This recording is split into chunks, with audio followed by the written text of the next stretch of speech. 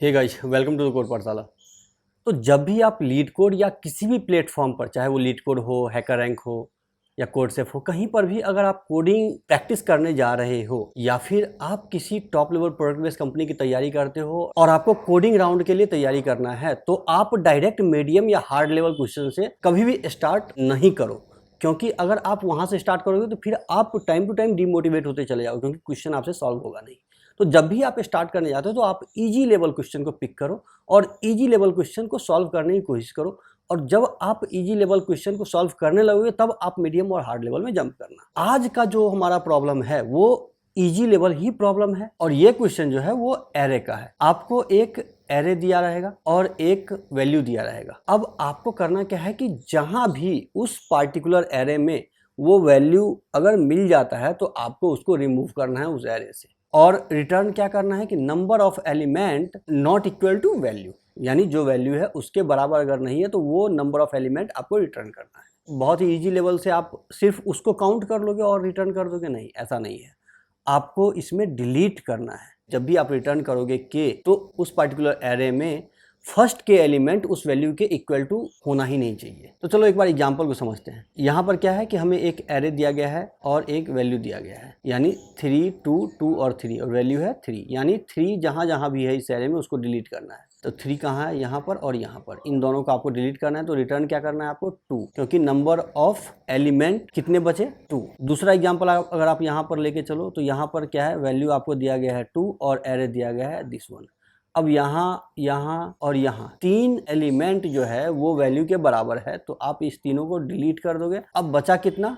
1 2 3 4 and 5, यानी आप return करोगे 5 और ये रहेगा आपका एरे। अगर आप इसका ब्रूट फोर्स सॉल्यूशन देखो तो आप क्या करोगे कि हर एक एलिमेंट को आप इस वैल्यू से कंपैरिजन करोगे। अगर ये वैल्यू के इक्वल टू मिल जाता है तो आप उसके बाद वाले एलिमेंट को उसके पहले वाले पोजीशन पे मूव करोगे। मान लो कि आपने आइटरेट यहाँ पे किया, यहाँ किया और यहाँ आपको मिल गया। अब आप क्या करोगे, इसको डिलीट करने के लिए इसके बाद वाला जितना भी एरे है, सब एरे, इसको आप एक एक पोजीशन मूव करोगे बैकवर्ड। यानी यहाँ पर 2 आ जाएगा, 3 3 0 समथिंग, ठीक है। तो फिर से आप यहाँ से स्टार्ट करोगे, फिर यहाँ पर मिल गया इसको 2। अब फिर से आप सारे जो सब एरे है उसको आप एक एक इंडेक्स पीछे करते चले जाओगे। तो अगर आप इसका टाइम कॉम्प्लेक्सिटी देखोगे तो ये O(n²), अगर आप वर्ड्स के सिनेरियो देखो तो n² टाइम कॉम्प्लेक्सिटी आएगा। आंसर तो आपने निकाल दिया, बट ये टाइम कॉम्प्लेक्सिटी के बेस पर ये फेल हो गया और ये सॉल्व हो नहीं पाया। तो अब आप सॉल्व कैसे करोगे? आपको इसे सॉल्व करना है टाइम कॉम्प्लेक्सिटी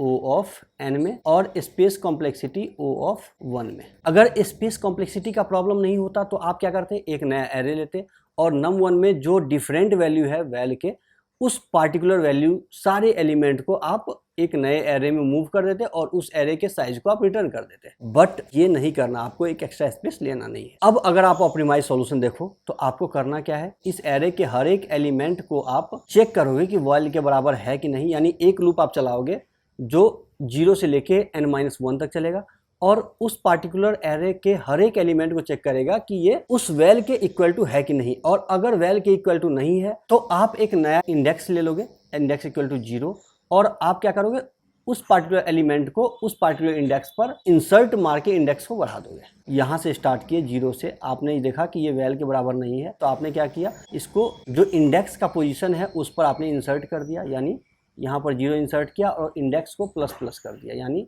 यहाँ पर हो गया 1। अब फिर से आपने यहाँ चेक किया 1 है, तो 1 जो है वो 2 के इक्वल टू नहीं है, तो आपने क्या किया, यहाँ पर 1 इंसर्ट किया और इसको कर दिया आपने 2। अब यहाँ पर जैसे ही आप यहाँ आए तो यहाँ पर आपको मिल गया कि नहीं ये तो इक्वल टू है। तो जैसे ही इक्वल टू मिलेगा तो आपको इंसर्ट नहीं करना है, यानी आपको सीधा इंक्रीमेंट कर देना है i की वैल्यू।